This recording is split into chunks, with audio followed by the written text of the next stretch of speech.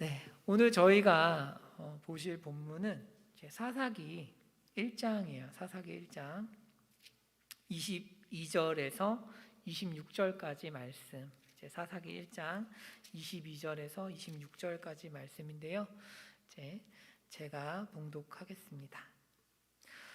요셉 가문도 베델을 치러 올라가니 여호와께서 그와 함께 하시니라. 요셉 가문이 베델을 정탐하게 하였는데 그 성읍의 본 이름은 루스라.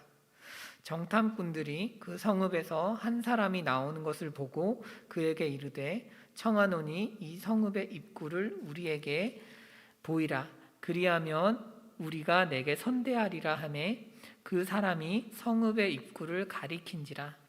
이에 그들이 칼날로 그 성읍을 쳤으되 오직 그 사람과 그의 가족을 놓아 보내매 그 사람이 헷 사람들의 땅에 가서 성읍을 건축하고 그것의 이름을 루스라 하였더니 오늘까지 그곳의 이름이 되니라.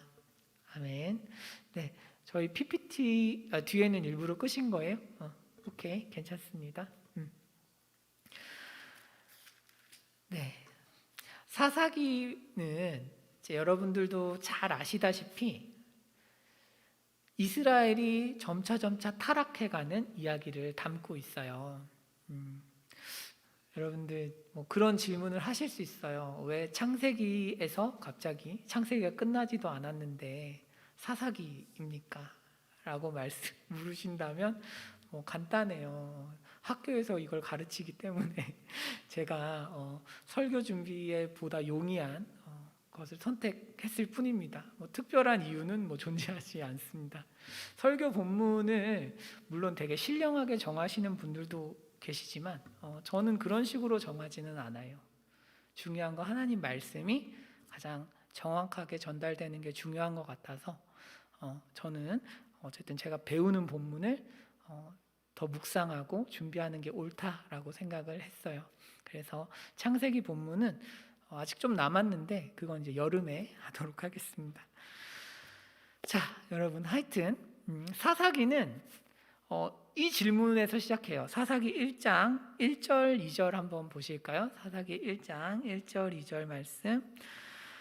여호수아가 죽은 후에 이스라엘 자손이 여호와께 여쭈어 이르되 우리 가운데 누가 먼저 올라가서 가나안 족속과 싸우리이까? 여호와께서 이르시되 유다가 올라갈지니라.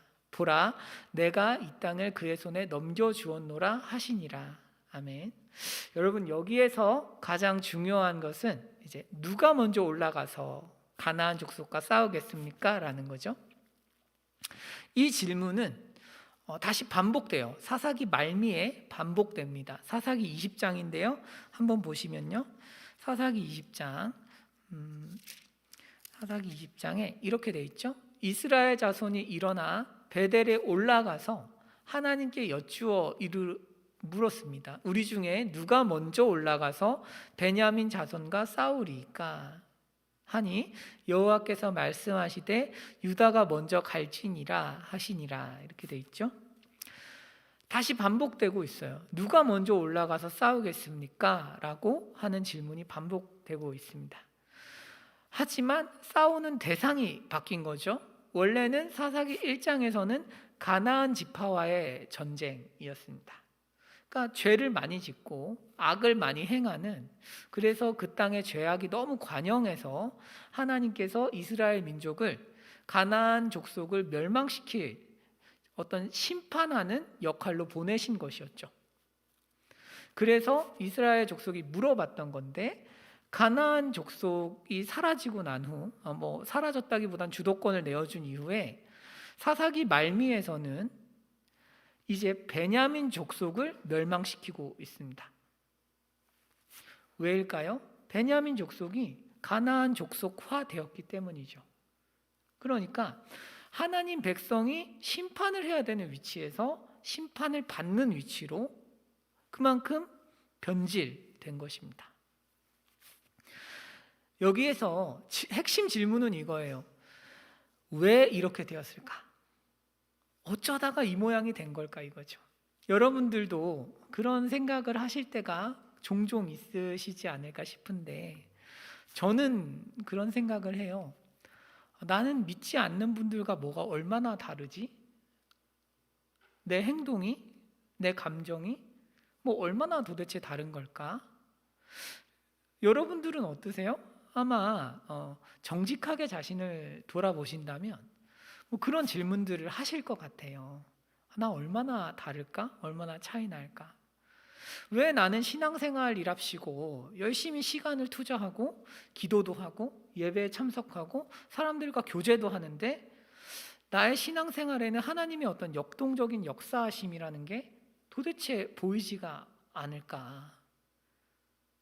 나는 왜 이럴까? 신앙생활을 하는데 왜 은혜를 경험하지 못할까? 이렇게 고민하게 될 때가 있습니다. 그런데 사사기에서 그 이유는 무엇이라고 하는가 하면 기준이 망가졌기 때문이다라고 가르쳐요. 기준이 망가져 있는 것입니다. 조금씩 기준이 망가지다가 결국은 기준이 사라져서 세상 사람들과 비슷하게 되었다 이거죠. 자, 3절 한번 보실까요? 사사기 1장 3절을 보시면 하나님께서는 유다에게 올라가라고 말씀하셨는데 유다의 반응이 어때요? 시므온을 꼬시고 있죠. 꼬신다는 표현 좀 그렇죠? 설득하고 있습니다. 설득해서 같이 가자 이렇게 이야기를 하고 있죠. 무슨 이야기예요? 유다가 하나님 말씀에 그대로 순종하지 않아요. 온전히 순종하지 않고 시므온이랑 같이 가요. 말하자면 하나님 말씀을 순종하는 것을 그냥 애매한 형태로 살짝 그 기준을 줄여서 순종하고 있는 거죠. 그리고 이것이 나중에 결국에는 이스라엘인들의 가나안화가 이루어진 결정적인 요소입니다. 여러분, 코로나 때문에 신앙생활이 어렵다라고들 많이들 말씀을 하세요.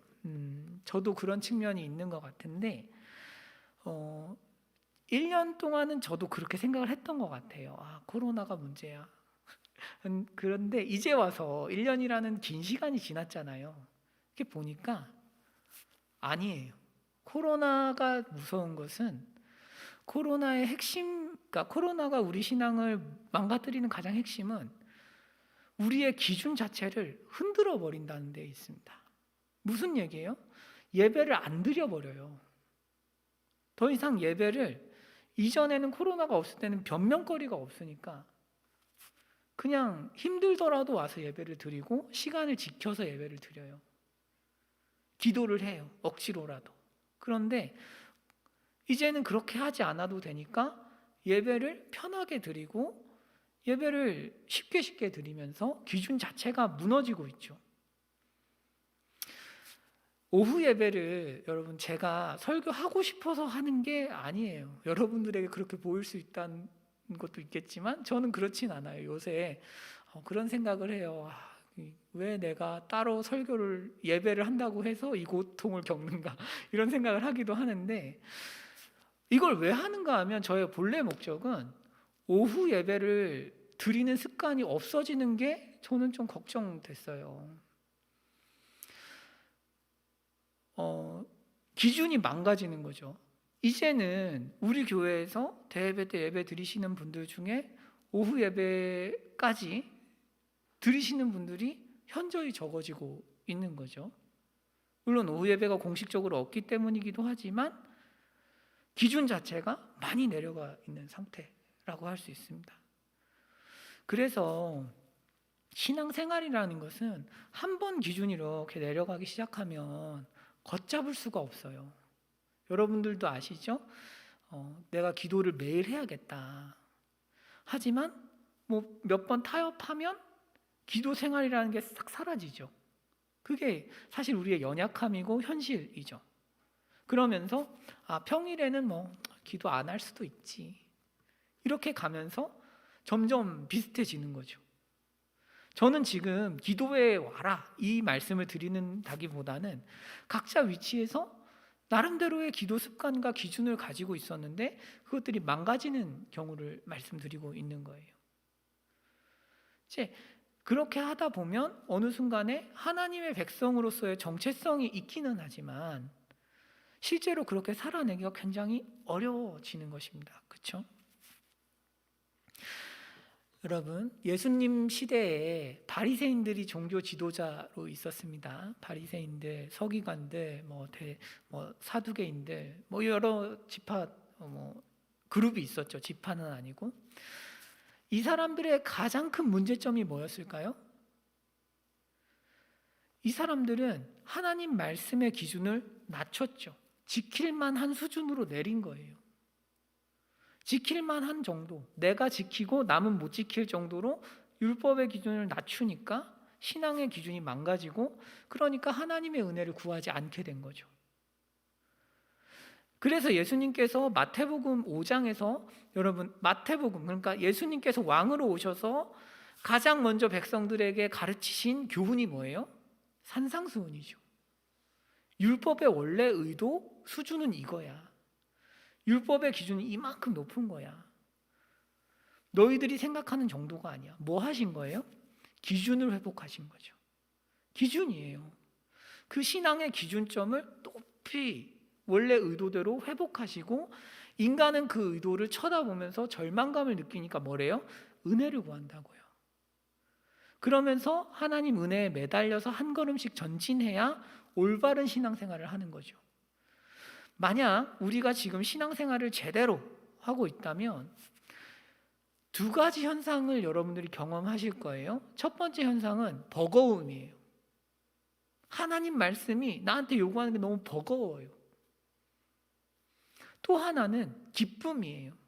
그럼에도 불구하고 하나님의 은혜가 나에게 주어져서 이전에는 하지 못했던 순종과 이전에는 경험하지 못했던 하나님과의 교제가 열려요. 만약에 우리에게 이 두 가지가 없고 집만 남아있다면 뭔가 잘못된, 인간의 어떤 의지와 인간의 힘으로만 유지되는 신앙생활을 하고 계신 거예요. 그 핵심이 뭐예요? 기준이 너무 낮다 이거죠. 낮다. 어느 순간에 기준이 많이 내려가서 망가져 있는 신앙의 모습을 볼 수 있죠. 여러분, 그러면 우리의 질문은 이거예요. 그러면 사람들이 왜 신앙의 기준을 낮추게 되느냐는 거죠. 기준이라는 것이 올바르게 서 있어야 은혜를 받고 우리가 역동적으로 신앙생활을 할 텐데, 기준이라는 게 점점 망가진단 말이에요. 그러면 왜 신앙의 기준이 어느 순간에 망가질까요? 왜 하나님의 율법의 요구를 우리는 어느 순간부터 내릴까요? 그것에 대한 대답을 오늘 이제 사사기 1장에서 우리가 들어볼 수 있을 것 같아요. 자, 다음 보시겠습니다. 다음 보시면 이제 사사기 유다 지파 이야기예요. 유다 지파. 이런 거죠. 제가 1장을 넣어놓고 바로 9절로 갔네요. 여러분, 핵심은 이거예요. 아닙니다. 아까 그게 맞아요. 네. 여러분, 제가 어디까지 했죠? 자, 왜 내리냐 하면 3절 맞습니다. 3절이 맞아요. 왜 내리냐 하면 하나님 말씀이 너무 부담스러운 데다가 하나님께서 우리에게 정말 좋은 걸 주신다는 걸 우리가 믿지 않기 때문이에요. 첫 번째. 그러니까 하나님이 우리에게 정말 좋은 걸 주시는 분이라는 사실을 안 믿어요. 그래서 하나님 말씀을 절반 믿고 어느 정도 세상의 힘도 절반 믿는 거죠. 그러니까 유다 지파가 하나님 말씀에 순종했어요. 하나님 말씀 믿었으니까. 그런데 또한 시므온 지파도 믿었어요. 그러니까 절반 정도 왔다 갔다 하는 거죠. 왔다 갔다. 사사기 1장에서 이 가나안 땅은 하나님이 우리에게 주시고 싶어하는 좋은 땅을 의미합니다. 좋은 삶을 의미해요. 좋은 삶을 하나님은 주시고 싶은 거예요. 성도들에게. 그런데 하나님께서 우리에게 좋은 걸 은혜로 주실 때는 그냥 주시지 않고 믿음으로 취할 수 있게 주세요. 그 형태를 이해하셔야 돼요. 하나님이 주시는 좋은 것들은 믿음으로 획득할 수 있어요.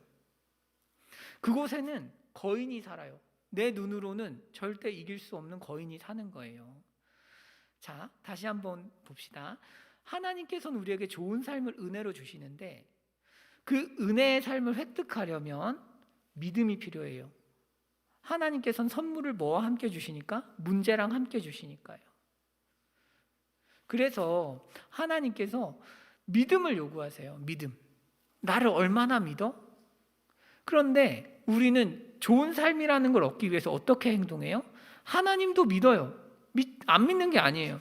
하지만 내 돈도 믿고, 직장도 믿고, 학업도 믿고, 사람도 믿고, 외모도 믿고, 여러 가지의 것들을 믿죠. 마치 이것들이 있으면, 하나님에 대한 믿음과 함께 이것들이 있으면 더 많이 전진할 수 있을 것처럼 우리는 착각하는 거예요. 하지만 현실은 뭐냐면 하나님의 말씀을 절반 믿었기 때문에 절반만 전진할 수 있어요. 다른 어떤 조건들이 있더라도요. 자, 시므온 지파와 함께 갔어요.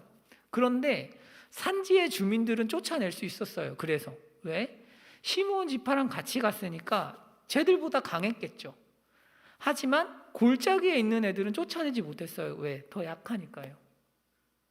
골짜기에 있는 주민들은 철병거가 있어서 이게 사람들을 많이 데리고 간다고 이길 수 있는 게 아니었던 거죠. 고대 시절에 전투하는 데 있어서 기마병 하나가 보병 50을 이겨요. 그러면 여러분 철병거 하나면 한 200명, 300명 우스운 거예요. 십자군 전쟁을 보면 탄크레디라는 사람이 그냥 뭐 병거를 데리고 다니거든요. 무적이에요, 무적. 한 100대 있으면 무적이에요. 그러니까 철병거라는 거는 시므온 지파를 다 데리고 가도 이길 수가 없는 거죠. 여러분 산이 좋아요, 골짜기가 좋아요? 사는데. 골짜기가 좋죠. 물이 있으니까. 농사를 지을 수 있으니까. 여러분 그러니까 철병거를 못 이기는 거예요. 못 이기고 좋은 땅은 못 얻었죠. 왜? 하나님을 절반 믿었으니까. 사사기에 보면 여러분 철병거를 이기는 사람이 나와요. 드보라예요. 드보라. 그 군대 장관 시스라가 철병거 600대를 가지고 있었다고 하는데 여러분 이거는 절대 못 이겨요. 600대면 뭐 거의 한 몇만 명 이겨요. 어떻게 이겼을까요? 근데 이제 드보라랑 바락이 하나님 말씀 믿고 나갔어요. 어떻게 이겼을까요? 철병거가 막 달려오는데 비가 와버렸어요. 홍수가 났네? 장마가 왔어. 전쟁하는데 비가 엄청 많이 갑자기 쏟아져서 철병거를 못 쓰게 됐어요. 그래서 이겼죠. 하나님께서는 하나님을 온전히 신뢰하는 사람을 향해서는 이런 기적을 베푸실 수 있고 그것을 통해서 가장 좋은 삶을 주실 수가 있어요. 하지만 하나님을 절반만 믿으면 어떻게 돼요? 절반만큼 전진하는 거죠. 그래서 여러분 우리가 하나님께서 우리에게 정말 좋은 삶을 주시고 싶어 한다는 것을 믿으시면 좋겠어요. 하나님 정말 우리에게 좋은 삶을 주고 싶어 하시는데 문제는 우리에게 닥친 상황이 너무 압도적이죠. 너무 압도적이에요. 철병거가 너무 압도적이니까 무섭단 말이에요. 그때 여러분 그때에도 하나님을 신뢰하는 법을 자꾸 배우셔야 돼요. 그래야 1군이 되는 거죠. 야구 뭐 어떤 스포츠로 치면 1군이 되는 거죠. 자, 이게 첫 번째예요. 첫 번째 이유, 우리가 기준을 조금씩 내리는 첫 번째 이유는 하나님의 말씀이 정말 우리에게 좋은 걸 준다는 걸 신뢰하지 않고 그래서 우리가 절반 정도만 믿기 때문이다 라고 정리할 수 있겠습니다.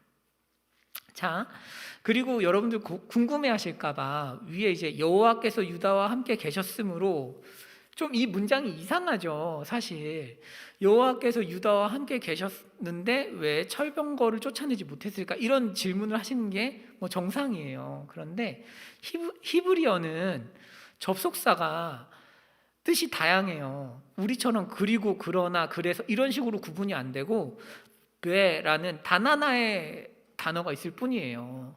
그래서 그러므로로 연결할 수도 있지만 그러나라고 연결할 수도 있어요. 저는 그러나가 맞는 것 같아요. 그래서 여호와께서 유다와 함께 계셨지만 이렇게 이해하셔도 되겠습니다. 아시겠죠? 그 다음 보실게요. 자, 그러면 이제 유다 지파를 봤는데 이제 두 번째 케이스예요. 두 번째 케이스. 우리가 하나님 말씀을 왜 그대로 지키지 않을까? 왜 기준을 낮출까? 두 번째는 1장 28절에 그 비밀이 있어요. 이스라엘이 강성한 후에야 가나안 족속에게 노역을 시켰고 다 쫓아내지 아니하였더라, 이렇게 돼 있죠. 자, 이스라엘이 정복해야 하는 도시들 명단을 보면 뭐 무깃도, 다낙, 뭐 여러 가지, 뭐 시돈, 뭐 이런 도시들이 있어요. 이 도시들은 시골 촌구석이 아니에요. 굉장히 강성한 도시예요. 그래서 이 도시를 한 번에 정벌하기란 굉장히 어려운 거였어요. 사실 그 사람들에게도. 하나님 말씀은 공격을 하라고 하는데 공격할 엄두가 안 날 정도로 강성한 성읍이다라고 이해할 수 있어요. 여러분, 우리도 그럴 때 있잖아요. 제가 이제 신앙생활을 하다 보면 여러분들하고 또 이전의 공동체에서도 다 같이 신앙생활을 하고 말씀을 이렇게 나누고 삶을 나누다 보면 이런 분들 있어요. 뭐냐면 하나님 말씀에 순종하지 않을 때에는 우리가 다 나름의 이유가 있는 거 아시죠?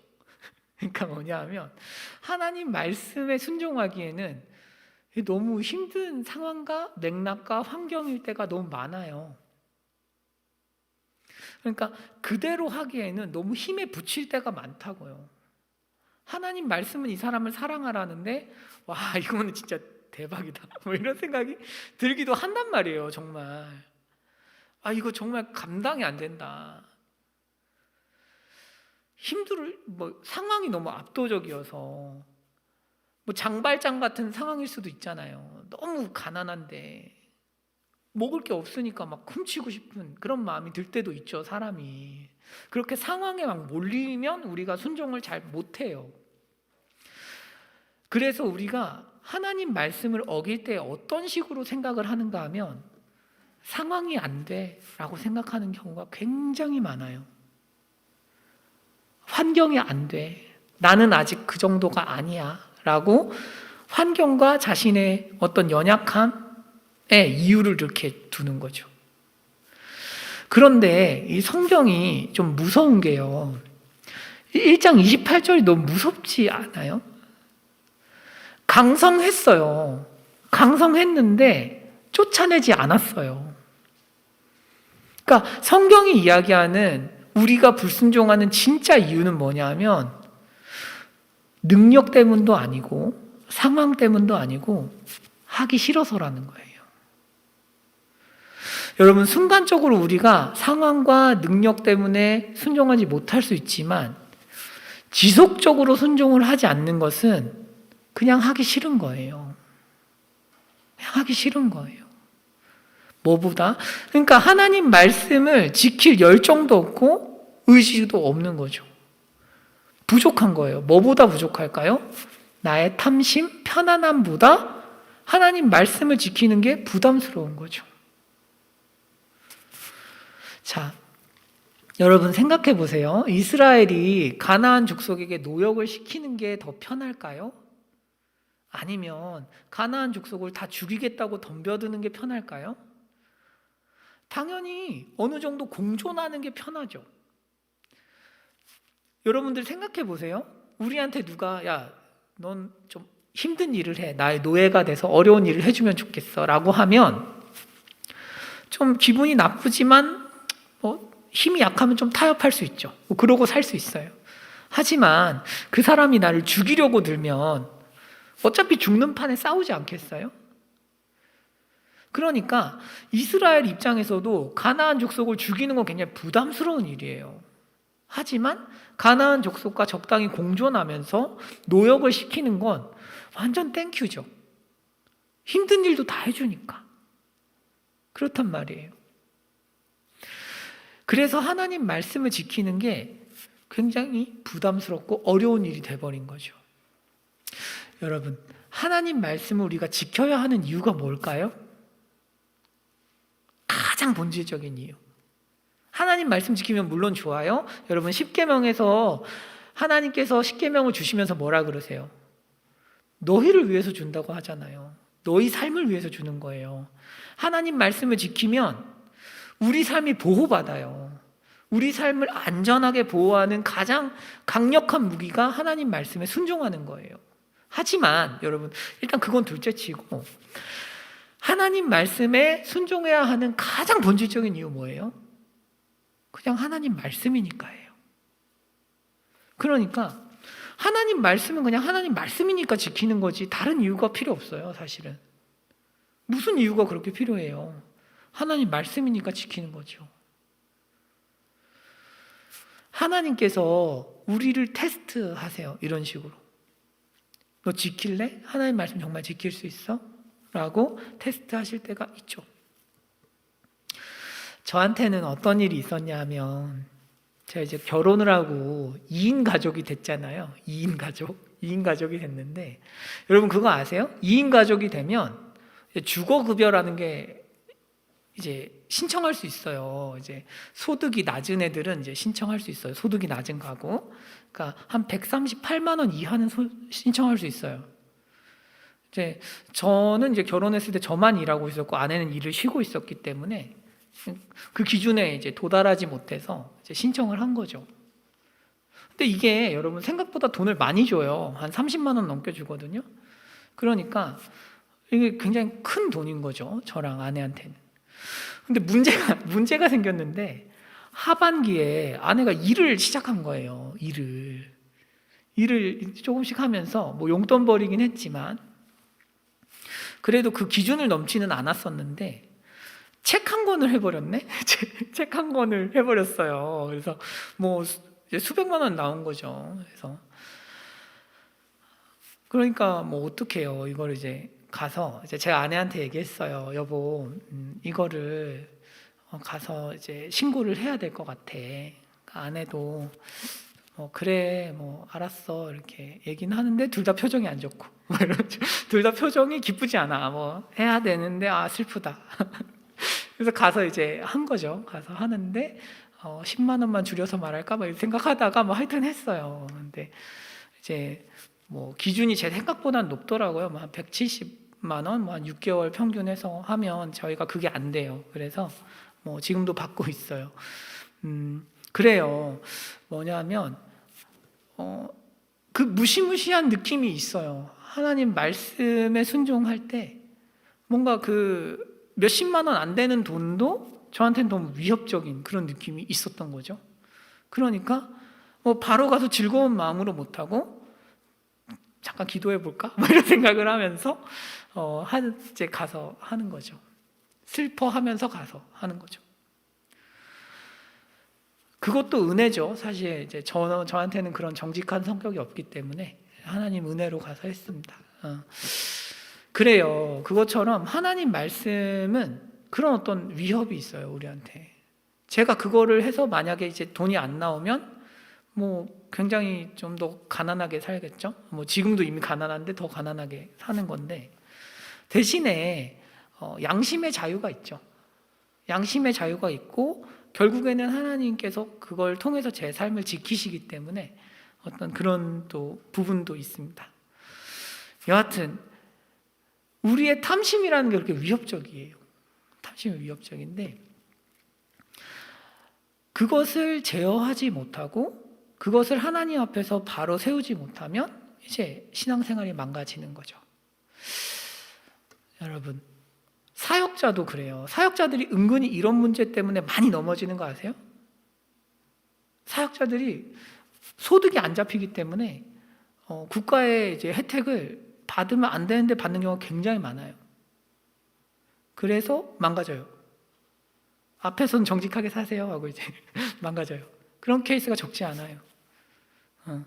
그렇게 살지 않도록 좀 기도해 주세요. 저도 언제까지 버틸 수 있을지. 하여튼 기도 많이 해 주십시오. 부끄럽지 않게. 자, 그래요. 이거랑 이제 비슷한 그게 이제 극대화된 사건이 오늘 저희가 보실 본문이에요. 자, 보실게요. 우리 23절입니다. 23절. 사사기 이제 24절. 네, 볼게요. 정탐꾼들이 이제 성읍에서 한 사람이 나오는 걸 봤어요. 여러분, 이 정탐꾼들이 보고 이제 그 사람에게 길을 이렇게 알려달라고 하고, 그래서 쉽게 성읍을 점령하는 이야기인데, 여러분, 정탐꾼 얘기는 사실 여기서 처음 나온 게 아니고 여러분들도 잘 아시는 라합 이야기에서 나오죠. 여호수아. 정탐꾼들이 라합 집에 숨었던 이야기 다 아시죠, 여러분? 자, 그 이야기와 사실은 비교해서 읽으셔야 되는 본문이에요. 이 본문은 일부러 이렇게 써놓은 건데, 제가 시간이 없어서 간단하게 핵심만 요약하면 이래요.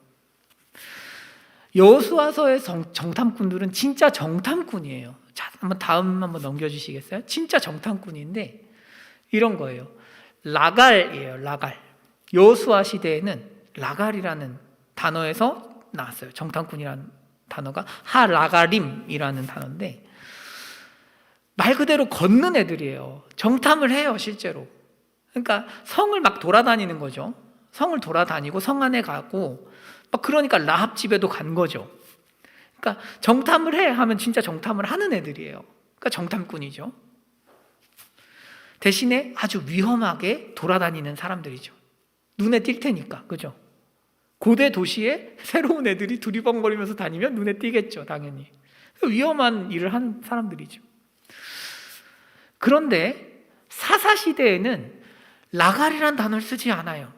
방금 이제 우리말 성경은 정탐꾼에서 같죠. 하지만 히브리어 성경으로 보면 다른 단어예요, 두 단어가. 이 단어는 샤마르, 하샤마림이라고 우리가 표현을 하는데, 지키는 거예요. 지키는 거. 여러분, 지킨다는 의미엔 뭐가 있어요? 자리를 지킨다는 의미도 있죠. 잠복한다라는 뜻입니다. 잠복한다. 그러니까 성 안에 들어가요, 안 들어가요? 안 들어가요. 왜? 위험하니까. 무슨 얘기인지 아시겠죠? 그러니까 요셉 지파 사람들이 정탐꾼을 뽑아서 보낸 거예요. 야, 너희 정탐 좀 해와. 그러니까 이 정탐꾼들이 들어가야 되는데 위험하잖아요. 안 들어가. 잠복을 해요. 어디 이제 으슥한 곳에 숨어서 잠복을 하다가 한 사람 만만한 애를 잡아서 길을 물은 이런 상황이라고 할 수 있어요. 여러분, 이러면 돼요? 안 돼요? 안 되죠. 안 된다. 왜? 하나님 말씀은 다 죽이라고 했으니까. 남자는 다 죽이는 게 하나님 법칙이에요. 남자는 다 죽여야 돼. 그런데 남자한테 길을 묻고 남자한테 선대하겠다라고 얘기를 해서 완전 엉망이 돼버린 거죠. 그러니까 이 사람들은 그런 감각이 없어요. 하나님 말씀에 대한 어떤 경외함, 존중함이 없죠. 그냥 오늘 이제 담임 목사님 설교하시면서 그러시잖아요. 뭐로 가도 서울만 가면 된다, 세상은. 그러시는데, 그쵸. 사실 이 사람들이 하는 일이 그거죠. 뭐로 가도 그냥 이 베델이라는 성을 점령하기만 하면 되는 거야. 왜냐하면 이런 거예요. 이 사람들은 하나님을 안 믿는 게 아니에요. 이 사람들은 하나님이 베델을 정벌하라고 했으니까 나왔어요. 순종하고 있는 거예요. 순종하고 있는데 너무 내가 대단한 순종을 하고 있기 때문에 이 자그마한 한 사람을 살려주는 게 뭐 어때? 이렇게 가는 거죠. 여러분들도 그러실 때가 있지 않아요? 그러니까 우리 다 그럴 때가 있을 텐데, 아마 내가 이만큼 순종을 하고 있으니까, 이만큼 내가 교회에서 잘하고 있는데 뭐 이것 좀 어기면 어때? 뭐 이렇게 가는 거죠. 그랬더니 이제 어떻게 됐을까요? 이 이야기의 끝은 넘겨주시면 이렇게 되어 있어요. 이건 이제 신명기 말씀이고, 다음 보실게요. 제가 설명했으니까 이거는. 네, 이렇게 살아남은 사람이 또 가르쳐줘요. 순식간에 배신을 하죠. 순식간에 배신을 하고, 그러니까 이 사람들이 칼날로 성읍을 쳤습니다. 원래는 선전포고 해야 돼요. 선전포고 안 하죠. 그냥 치고 그 사람과 가족을 놓아 보냈습니다. 그런 다음에 그 사람이 해쪽 속닥에 가서 뭘 세워요? 루스를 세워요. 루스. 자, 성경은 루스라는 단어를 반복하고 있어요. 베델 원래 이름이 루스거든요. 루스가 다시 재건축됐죠. 무슨 얘기예요? 성경은 우리한테 도전하고 있는 거예요. 야, 루스가 정복이 됐니? 라고 물어보고 있는 거죠. 루스가 정말 정복이 됐느냐? 여러분, 우리 삶에 다양한 문제가 있어요. 재정의 문제가 있고, 죄의 문제, 여러 가지죠. 그런데 그 형태만 다를 뿐이에요. 형태만 다를 뿐이에요. 잠깐 우리가 우리 편한 대로 하면 어떻게 될까요? 손해보기 싫으니까 잠깐 넘어가면 어떻게 될까요? 하나님 방법이 너무 어려운 것 같으니까 내가 좀 더 편하고 부담스럽지 않은 방법을 선택하면 어떻게 될까요? 문제가 사라지지 않는 거예요. 계속 루스가 생기는 거예요. 그 문제는 벗어날 수 있어요. 하나의 문제는 벗어날 수 있을지 모르지만 그 문제가 계속 새로운 문제를 만드는 거죠. 그래요. 재정의 문제는 계속 따라다니는 거죠. 재정의 문제가 무서워서 신고를 못하면 그것 때문에 돈을 좀 더 벌 수는 있겠지만 계속 재정의 문제에 묶이겠죠. 계속. 그러니까 루스가 끝나질 않아요. 그리고 남아서 끝없이 제 삶을 괴롭히는 거죠. 여러분들도 마찬가지. 여러분들도. 하나님의 말씀에 순종을 한 영역만이 온전하게 내 삶을 지키는 에어리아가 되는 거죠. 하지만 우리가 그 방법을 넘어서서 한 행동들은 또 다른 문제를 일으킨다는 것을 제가 설명을 안 해도 여러분들도 너무 잘 아시죠. 너무 잘 아시죠. 저는 예수님 믿고 뭐가 제일 좋냐 하면 예수님을 그래도 열심히 믿으려고 한 이유에는 뭐가 제일 좋냐면 제 삶에 부끄러운 게 별로 없어요. 물론 좀 멍청한 측면이 있어요. 저란 사람이 모르는 게 너무 많아서 멍청하게 굴 때가 있어요. 그런데 그것 말고 제 인생에 원래 있었던 오점들을 생각해 보면 예수님과 함께 한 이후에는 결정적인 상황에서 도덕적인 실패들이 없었어요. 큰 실패들이 없었어요. 탐심을 따라 살지 못했어요. 하나님의 은혜로. 안 한 게 아니에요. 못한 거예요. 하나님 은혜 주셔서. 저는 그게 너무 좋아요. 그리고 그런 문제들이 정말 제 삶에서 정복되어 가는 것을 경험해요.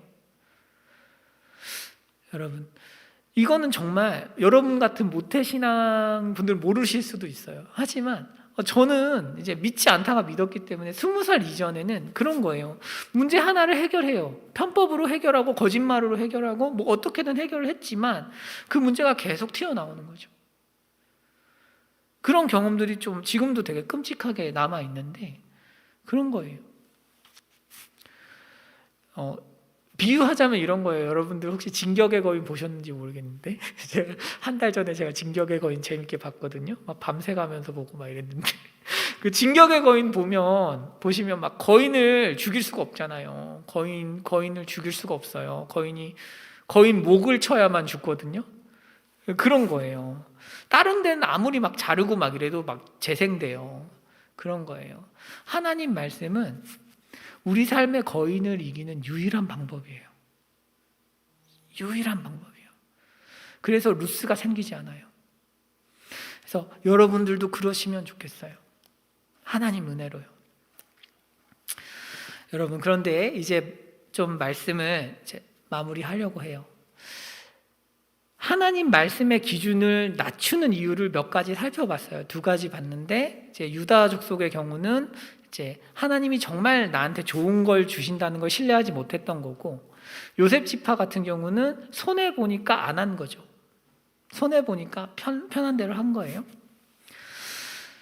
이 2가지가 우리 삶의 기준을 낮추는 거예요. 계속. 그러면 여러분, 그 두려움을 극복하고 어떻게 우리가 전진할 수 있을까요?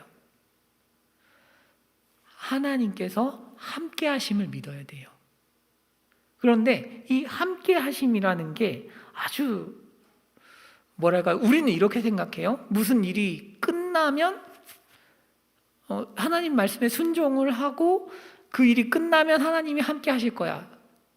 그렇지 않다. 여러분들이 순종해야지 마음 먹고 나간 순간부터 하나님 함께 하세요. 그러니까 여러분들이 나 하나님 말씀에 순종해야지 라고 마음을 먹잖아요. 그러면 이미 그 자체가 하나님이 함께 하신다는 증거예요. 증거. 왜? 인간은 그런 마음을 안 먹어요. 우리는 육신이 그런 마음을 먹질 않아요. 그래서 하나님께서 우리 안에서 소원을 주시고 부담을 주시고 도전을 주시면 이미 하나님이 나와 함께하고 있구나 라고 믿으셔야 돼요. 이미 나랑 함께 하시네. 자, 한번 보실까요? 사사기 1장 22절입니다. 사사기 1장 22절에 요셉 가문도 베델을 치러 올라갔어요. 여호와께서 뭐예요? 그와 함께 하셨단 말이에요. 그러니까 성경이 말하는 건 뭐냐면 하나님께서는 이미 충분히 요셉 지파에게 승리를 주려고 대기하고 계셨어요. 그런 편법을 쓰지 않아도 돼요. 그냥 성 입구를 안 찾아도 돼. 사실은 정탐할 필요가 없었는지도 몰라요. 그런데 요셉 가문이 하나님이 함께 하신다는 것을 몰랐던 거죠. 몰랐어요. 이미 함께 하고 계신데 함께 하고 계심을 모르니까 편법을 쓴 거죠.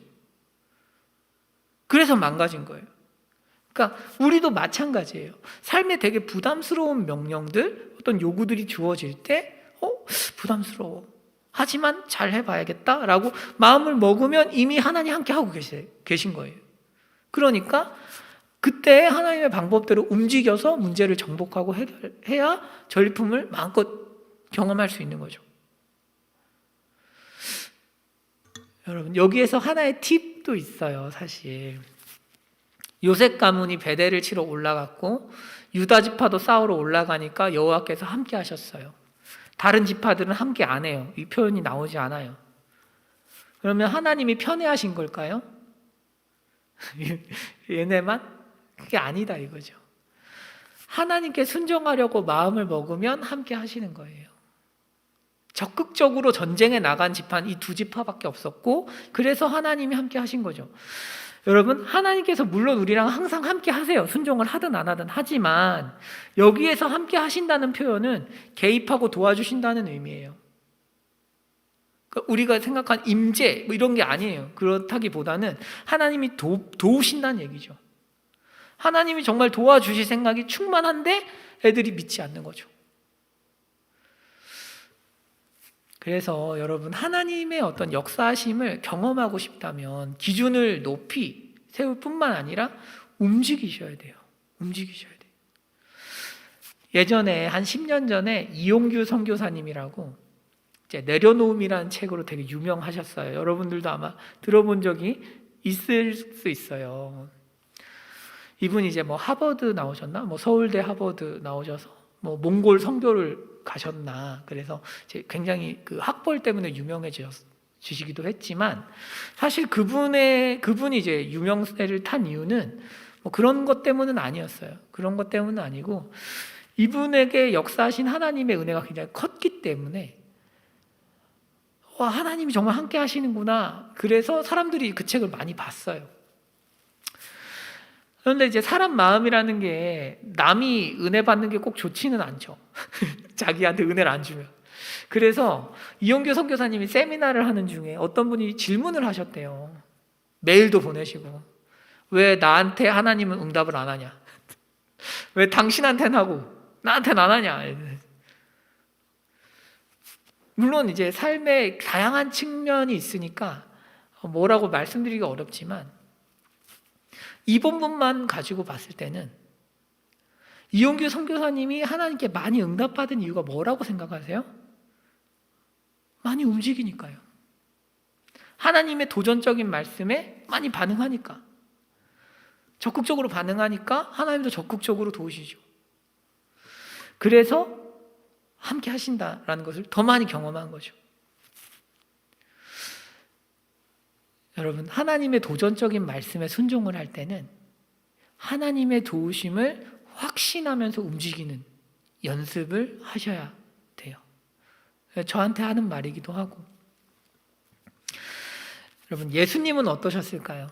예수님은 예수님이 십자가에 가시잖아요. 십자가에 가실 때 손해잖아요. 남들이 볼 때는. 베드로는 예수님 막 혼내요. 그러면 안 됩니다. 항변했다고 나오는데 항변하다는 단어는 혼내다는 뜻이에요. 그러니까 막 예수님은 혼낼 정도예요. 그런데 예수님은 십자가로 가는 그 길을 어떻게 가신 걸까요? 한번 다음 보실까요? 우리 그거 앞에 있을 거예요. 네, 그 다음 한 번만.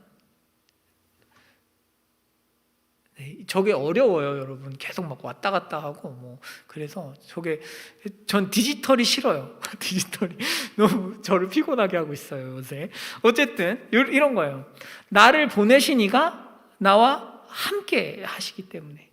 그러니까 예수님 사역의 핵심은 함께 하는 거예요. 성부께서 함께 하심을 확신하는 거죠. 나를 혼자 두시지 않아. 하나님 말씀을 따라 사는 나를 하나님은 절대 혼자 두시지 않아 라는 확신이 있는 거예요. 그래서 대범하게 움직일 수 있는 거죠.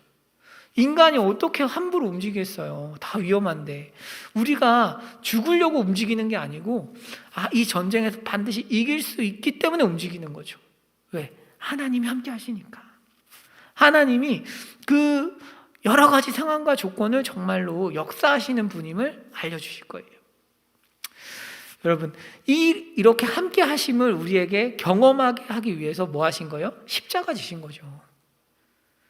우리랑 항상 함께하고 항상 우리를 도와주셔야 우리 삶이 말씀대로 살 수 있기 때문에 십자가를 지신 거예요. 그래서 임마누엘로 오신 거죠. 임마누엘. 내가 너희와 항상 함께하고 있다. 그러니까 우리도 그걸 믿어야겠죠. 요셉 지파는 이것을 망각했고 그래서 순종할 수 없었고, 유다 지파도 이걸 망각했고 순종할 수 없었어요. 하지만 우리는 할 수 있어요. 왜? 성령 하나님께서 알려주시니까. 내가 너랑 함께하고 있어. 이미 그런 기특한 마음을 품은 자체가 내가 너랑 함께한다는 증거야 라고 말씀하고 계시니까요. 여러분, 우리가 그래서 주님 안에서 정말 기준을 낮추지 말고, 부담스러운 기준들, 우리가 신앙생활하면 부담스러운 게 많죠. 교회 다녀야 되고, 여러분 예배 시간을 지켜서 참석하는 게 얼마나 쉽지 않은 일입니까? 사실 소그룹 하는 시간 만만치 않죠. 심지어 코로나니까 어떻게 뭐 터치할 수도 없어요. 기준이 망가질 수 있죠. 그리고 사실 저는 코로나 사태가 오면서 이런 것들도 좀 걱정될 때가 있어요. 뭐 11조, 헌금 이런 부분들도 사실은 쉽지가 않아요. 사실 많이 망가지죠. 이 부분도 한번 안 하기 시작하면 또 계속 안 하죠, 사람이. 여러 가지. 여러분들의 어떤 11조 하기가 쉽지 않죠. 이제 옛날에 희원자매한테 11조 해보니까 어때요? 그러니까 희원자매가 살을 드리는 느낌이에요. 그래요. 돈이 커요. 11조 얼마나 큽니까?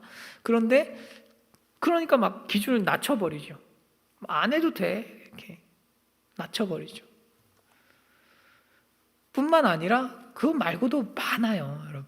그냥 우리의 회사 생활, 학업 이런 것들도 기준을 막 낮춰버리는 거죠.